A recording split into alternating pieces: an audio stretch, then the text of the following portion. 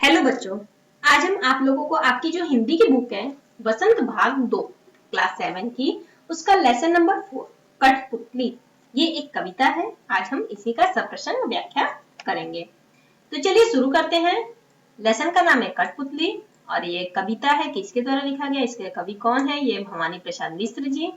अब हम इसका सप्रश्न व्याख्या करेंगे। कठपुतली, कठपुतली के बारे में तो आप सभी जानते ही होंगे कि ये एक पुतला होता है, एक गुड़िया के समान होती है जो चारों तरफ से रस्सी से बंधी हुई होती है और ज्यादातर ये राजस्थान में आपको देखने को मिलेगा कठपुतली का डांस। तो इसी कठपुतली के मन के बारे में यहाँ लेखक बता रहे हैं कि वो क्या सोचती है। चलिए अभी इस कविता को पहले पढ़ लेते हैं कि कठपुतली गुस्से से उबली। कठपुतली को क्या आ गया? गुस्सा आ गया। क्यों गुस्सा आ गया? बोली ये धागे क्यों है मेरे पीछे आगे। ठीक है, कठपुतली के आगे पीछे क्या होती है? क्या होता है? धागा होता है। ठीक है, जो लोग इसी धागे को पकड़कर इसको डांस कराते हैं, दिखाते हैं हम लोगों को। तो वही बोल रहा है यहाँ पे कविता के द्वारा लेखक कवि कहना चाह रहे हैं कि कठपुतली गुस्से से उबली, बोली ये धागे, ये जो सारे धागे ये मेरे आगे पीछे, पीछे आगे, आगे पीछे नहीं कहा है उन्होंने, पीछे आगे क्यों है, इन्हें तोड़ दो, इन धागों को क्या कर दो? तोड़ दो और मुझे मेरे पांव पर छोड़ दो। कठपुतली को क्या होता है? हवा में लेकर वो लोग क्या करते हैं? नृत्य कराते हैं, डांस दिखाते हैं, परफॉर्मेंस दिखाते हैं।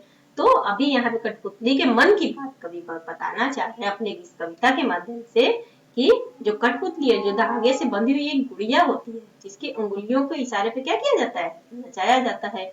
वह गुस्से से उबली, बहुत ही क्रोधित हो गई। अब वो बोल रही है कि मेरे आगे पीछे के जो धागे हैं, ये सब क्यों है मेरे आगे पीछे? इन सारे के सारे धागों को तोड़ दो और मुझे मेरे पांव पर छोड़ दो, मतलब मुझे अपने ऊपर निर्भर रहने दो, मुझे तुम अपने इशारे पे मत नचाओ, मुझे अपने पैरों पर खुद से निर्भर होने दो, मुझे मेरे पांव पर छोड़ दो। तो यहाँ पे जो है कवि कविता के माध्यम से कठपुतली के मन की बातों को बता रहे हैं। तो चलिए ये आपका शब्दार्थ था। कठपुतली धागे से बंधी हुई गुड़िया होती है जिसे अंगुलियों के इशारे पे क्या किया जाता है? नचाया जाता है। गुस्से से उबली, क्रोधित हो गई, पांव पर छोड़ देना, अपने ऊपर निर्भर होने देना। तो इसके प्रसंगों को सबसे पहले कविता में कभी भी व्याख्या आता है तो हम लोग क्या करते हैं? प्रसंग लिखते हैं। तो प्रसंग कैसे लिखते हैं कि प्रस्तुत पंक्तियां किससे ली गई हैं? हमारी पाठ्य पुस्तक बसंत भाग 2 से संकलित की गई हैं या फिर ली गई हैं। और उसी संकलित जो पाठ्य पुस्तक बसंत भाग 2 है उसमें जो कविता है कठपुतली, इसी नामक कविता से उद्धृत है या लिया गया है। और इसकी जो रचयिता है कौन है? भवानी प्रसाद मिश्र जी हैं, जो कठपुतली की भावनाओं का यहाँ पे क्या कर रहे हैं? उल्लेख कर रहे हैं। क्या कर रहे हैं? उल्लेख कर रहे हैं। अब इसका व्याख्या एक बार देख लीजिए कि जो उपर्युक्त पंक्तियों द्वारा कवि ने एक कठपुतली के क्या बताया है? मन के बारे में। मैंने बताया ना कि यहाँ पे कवि कठपुतली के मन के बारे में बता रहे हैं। दूसरे की उंगलियों के इशारों पर नाचने से कठपुतलियां क्या हो गई हैं? पूरी तरह से परेशान हो गई हैं और अब वो इन सारे धागों को तोड़कर क्या होना चाहती हैं? स्वतंत्र होना चाहती हैं।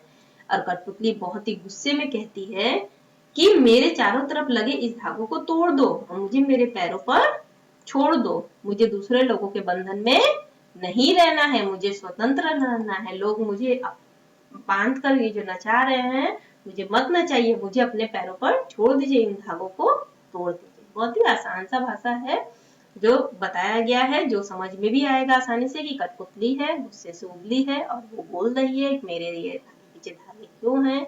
इन सभी के सभी धागों को तोड़कर मुझे स्वतंत्र कर दो, मुझे आजाद कर दो, मैं भी खुद पर निर्भर होना चाहती हूँ, अपने पांव पे रहना चाहती हूँ। आगे बढ़ते हैं। नेक्स्ट क्या है? सुनकर बोली और कठपुतलियां कि हाँ बहुत दिन हुए हमें अपने मन के छंद हुए। और का मतलब हो गया दूसरी। अभी एक कठपुतली जब अपने मन की इस बात को बताती है जो आपको पहले स्टेंजा में था, वो जब दूसरी कठपुतलियां सुनती है, सुनकर बोली और मतलब दूसरी और कठपुतलियां जब इनकी बातों को, इस पहली कठपुतली की बातों को, उसके मन की बातों को सुनती है तो वो लोग भी बोलती हैं कि बहुत दिन हुए हमें अपने मन के छंद जो हेमंत की बात सुने हमें भी बहुत दिन हो गए। चलिए तो इसको भी प्रश्न के साथ हम व्याख्या कर लेते हैं कि उपर्युक्त जो पंक्ति है वही सेम बात है कि हमारे पाठ्य पुस्तक पसंद भाग 2 में जो संकलित कविता है कठपुतली, इसी कविता से उद्धृत है या फिर ली गई है और इसके रचयिता कौन है? भवानी प्रसाद मिश्र है और इस पंक्ति में इन कठपुतलियों की इच्छा का उल्लेख किया गया है। ठीक है, लगभग सेम ही होता है ये।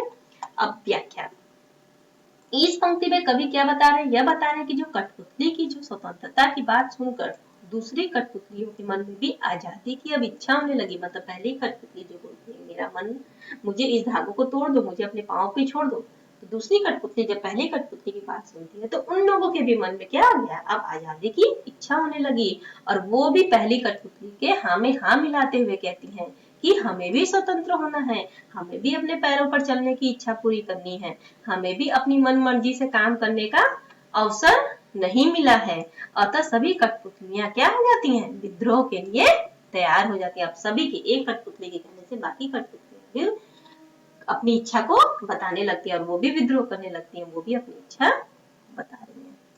आगे की स्टेंजा में मगर पहली कठपुतली सोचने लगी। अब जब सारी कठपुतलियां विद्रोह के लिए आ गई, सभी की इच्छा के स्वतंत्र होने की हो गई, तो पहली कठपुतली अब सोच में पड़ गई कि ये कैसी इच्छा मेरे मन में जगी, मतलब कैसा चाहत उत्पन्न हुआ। फिर से वही प्रसंग है, आप लिखिएगा अगर आपका आएगा स्टेंजा तो। उपर्युक्त पंक्तियां हमारी पाठ्य पुस्तक वसंत भाग 2 से जो संकलित कविता है कठपुतली, उसकी नामक कविता से ली गई है और इसके रचयिता भवानी प्रसाद मिश्र दिए हैं। और प्रस्तुत पंक्तियों में कवि ने क्या किया है? पहली कठपुतली की जो सोच है उसके विषय में बताया गया है। तो इसका व्याख्या क्या है? पहली कठपुतली की बात सुनकर जब सभी कठपुतलियां आजादी के लिए विद्रोह करने को तैयार हो जाती हैं, तो पहली कठपुतली सोचने लगती है कि क्या सोचती है? कि केवल अपनी आजादी के विषय में मैंने तो सोचा था, इसीलिए वह क्रोधित हो गई थी। परंतु अब जब सभी की सभी कठपुतलियां अब आजादी की जिम्मेदारी आ गई, मतलब पहली कठपुतली आजादी के लिए सोची तो बाकी कठपुतलियां भी बोली कि मुझे भी आजाद होना है। अब पहली कठपुतली के ऊपर बाकी सारी कठपुतली की जिम्मेदारी आ गई। तब पहली कठपुतली अब सोचने लगी कि अभी तो ये जो कदम हम उठाने जा रहे हैं आजादी का, ये तो मुझे बहुत सोच समझ कर उठाना पड़ेगा। क्यों? क्योंकि आजाद हो जाना तो सरल है, परंतु आजादी को बनाए रखना बहुत ही कठिन है। इसीलिए कठपुतली सोच में पड़ जाती है। तो ये था आपका कठपुतली का सप्रसंग व्याख्या, जो मैंने आपको समझा दिया। बहुत ही आसान सी भाषा में आसान सी कविता है, आपको समझ में अच्छे से आया होगा। तो आपको अच्छा लगा तो वीडियो को लाइक करें, चैनल को भी सब्सक्राइब करें और बेल आइकन पे भी क्लिक करें ताकि आपको इसी तरह के वीडियो मिल सके। अगर आपने सब्सक्राइब कर लिया है तो उसके लिए बहुत बहुत धन्यवाद। और आप हमारे वेबसाइट पर भी विजिट करके इसे टेक्स्ट के रूप में भी प्राप्त कर सकते हैं। जो हमारा वेबसाइट है नीचे डिस्क्रिप्शन बॉक्स में लिंक दिया गया है www.educationforindia.com। हमारा वीडियो देखने के लिए बहुत बहुत धन्यवाद।